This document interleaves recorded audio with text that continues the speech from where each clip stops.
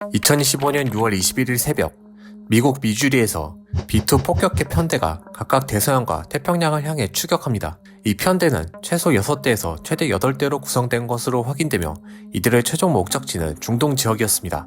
B2 폭격기 편대가 중동 지역으로 이동하기 위해 지리적 거리가 더 가까운 대서양이 아닌 더 먼 거리인 태평양도 함께 각각 이동한 이유에는 트럼프 대통령이 이란에게 2주의 시간을 준다는 발표의 신빙성을 주기 위한 전략적 디셉션 작전이었습니다. 이에 따라 미국 정부는 고의적으로 태평양으로 향하는 B2 폭격기를 정보망에 노출함에 따라 곧바로 이란을 공격하는 것이 아닌 2주 뒤를 대비하기 위한 사전 배치 용도로 출격한다는 의미를 갖게 만들 이유였습니다. 특히 태평양 지역은 미국 정부가 중동 지역과 아시아 지역에 전략 무기를 배치하기 위해 일반적으로 이동하는 경로라는 점 때문에 이러한 트럼프의 2주 뒤라는 발언에 더욱 신빙성을 주기 위한 작전이었습니다.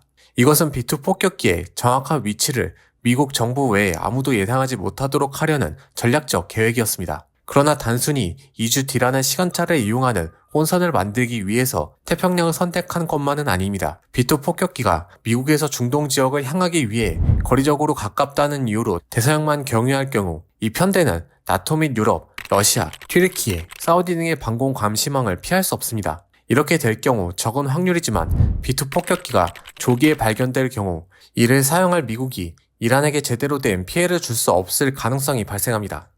이것은 작전 수행이 끝난 뒤에도 해당 편대가 100% 안전한 귀환을 보장하기 어렵다는 문제에 직면할 수 있기 때문에 완벽한 성공이라는 군사적 목적을 위한 선택으로 태평양과 대서양을 함께 이용함으로써 B2 폭격기가 조기 발견되어도 미국의 동맹국들조차 이것이 실제 공격이 이루어질지 알 수 없게 하려는 의도였습니다. 미국은 이를 위해 디셉션 목적의 B2 폭격기를 지속적으로 언론과 정보망에 노출시키면서 트럼프 대통령은 의도적으로 2주 뒤를 대비하기 위한 사전 배치인 것처럼 만들었습니다.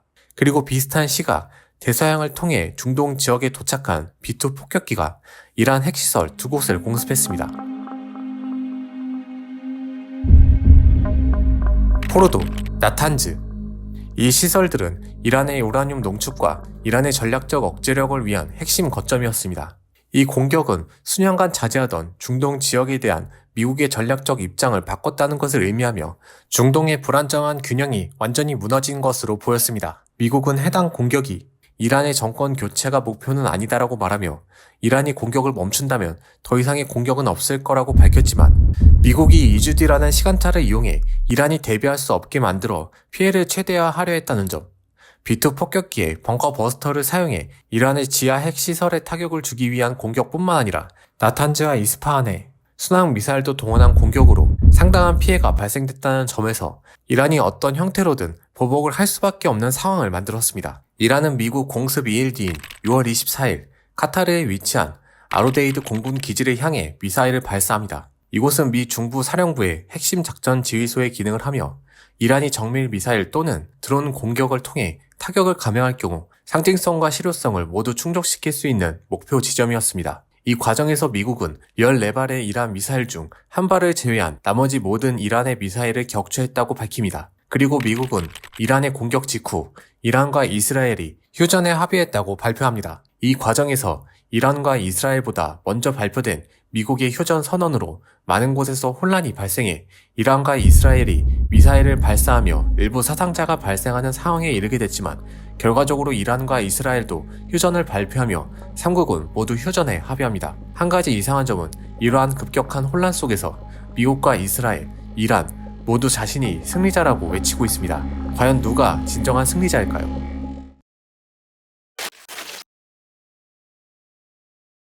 미국은 이번 휴전 합의에서 결과적으로 가장 결정적인 역할을 했습니다. 실제로 이란과 이스라엘이 서로에 대한 무차별적인 공격으로 양상이 격화되며 이 전쟁이 자칫 중동 지역 전체로 확산될 위험이 있었지만 미국이 이란의 핵시설을 직접 타격한 것이 결과적으로 가장 결정적인 계기가 되어 휴전의 시작점이 되는 공격이 되었습니다. 이 과정에서 미국은 이란의 보복 역시 성공적으로 막고 가장 먼저 이란과 이스라엘의 휴전을 발표함에 따라 국제사회에 미국의 영향력을 다시 한번 보여주는 사례가 됐습니다. 미국이 주도한 이번 휴전 합의뿐만 아니라 두 국가의 전쟁 과정 전체에서 중국, 러시아, 유럽을 비롯한 모든 강대국들이 휴전에 영향을 끼치지 못하고 제대로 된 대응을 하지 못했다는 점에서 미국은 중동 지역과 국제사회의 영향력을 회복할 수 있는 기회가 되었습니다. 특히 중동 지역에서 영향력을 강화하고 있던 중국은 이란과 사우디아라비아라는 가장 큰 대립 세력을 중재하는 역할을 이어왔지만 이번 이스라엘과 이란 전쟁 과정 전체에 전혀 개입하지 못하면서 여전히 중동 지역에서 미국의 영향력이 중국보다 더 크다는 것을 다시 한번 보여주는 계기가 되었습니다. 또한 이 과정에서 미국은 동맹국인 이스라엘이 지속적으로 요청했던 벙커 버스터를 실제로 사용하면서 이스라엘과 동맹 관계를 지킨 것뿐만 아니라 벙커 버스터와 순항미사일, 레이더 시스템 등을 비롯한 미국의 전략 자산이 실제로 전쟁에 미치는 영향들을 보여줌으로써 트럼프 대통령이 꾸준히 주장해온 힘에 의한 평화를 직접 보여준 계기가 되었습니다. 특히 군사력 사용에서 시작되는 제한적 응지 그리고 휴전 성사라는 흐름은 트럼프 리더십과 트럼프식 노선의 유효성을 부각시키는 적합한 사례가 되었습니다. 이러한 사례를 통해 트럼프는 이란의 공격 과정에서 미국 의회 승인 없이 행했다는 비판에 반박할 기회를 얻었고 결과적으로 미국의 승리를 주장함으로써 자신의 리더십을 정당화하고 국내 정치적 서사를 확립할 수 있게 되었습니다.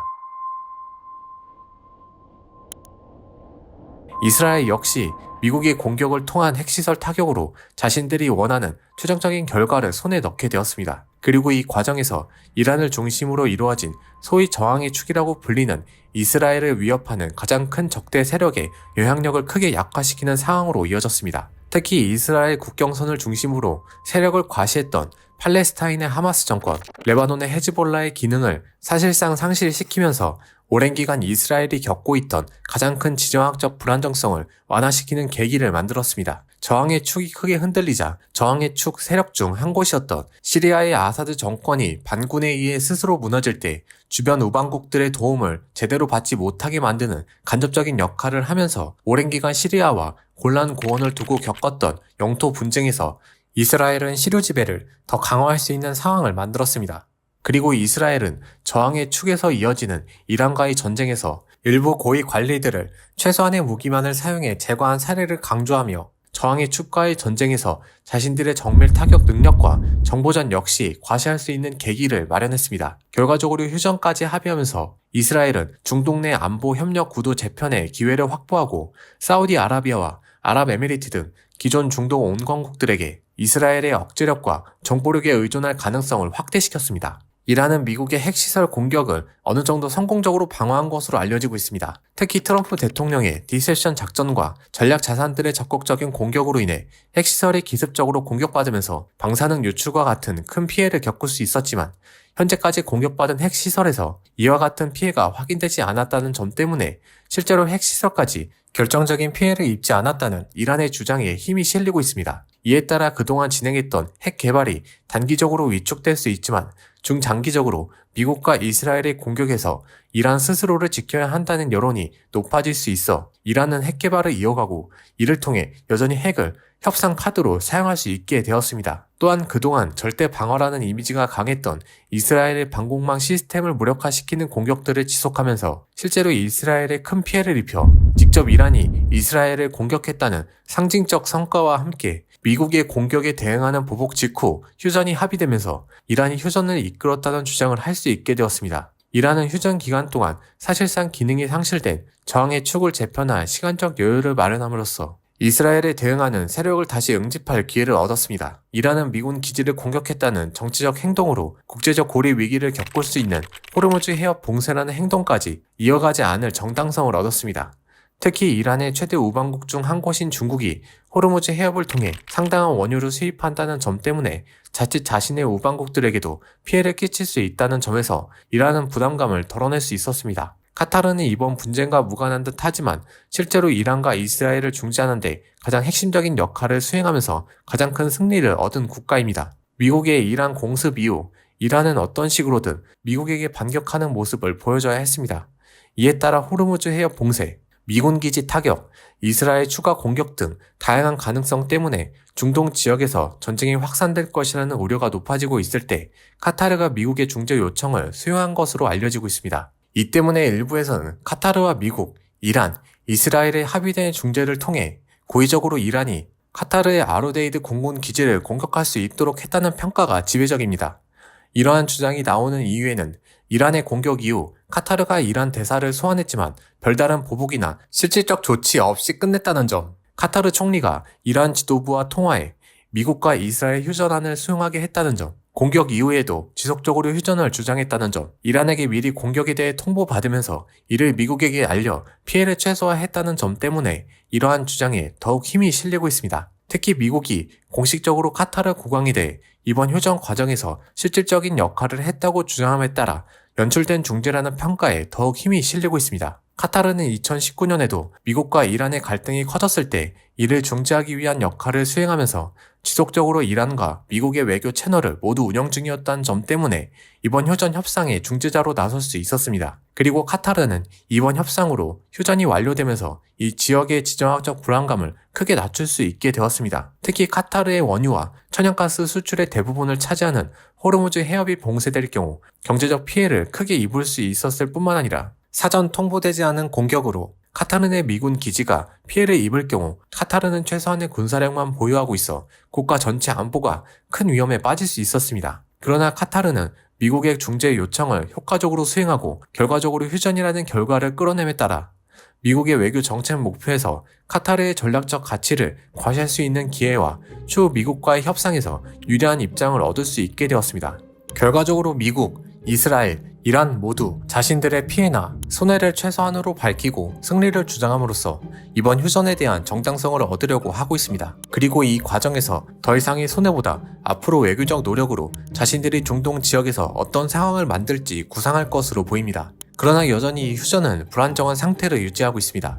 이번 전쟁의 원인으로 지목되었던 이스라엘의 가자지구 공습은 이번 휴전과 무관하게 현재 진행 중에 있으며 또 다른 원인인 이란의 핵개발 역시 이란이 지속적으로 이어갈 것으로 보여 언제든 또다시 이란과 이스라엘이 전쟁에 빠질 수 있습니다.